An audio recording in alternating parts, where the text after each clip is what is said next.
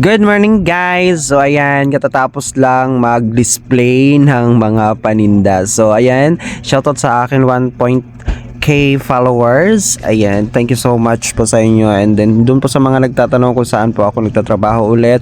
Dito po ako nagtatrabaho sa Thomas Dico Market, Barangay Tatalon, Quezon City. Wala po ako sa Baclaran ha guys. So ngayon is pumunta ako sa labas kasi nga maingay guys. Hindi ko alam, mayroon palang paganyang palaro. Hindi ko alam kung anong mayroon ngayon dito sa Barangay Tatalon. So ngayon is bawal kasi tumawid-tawid yung mga tao kasi nga may palaro nga silang ganyan, habol-habulan, chares.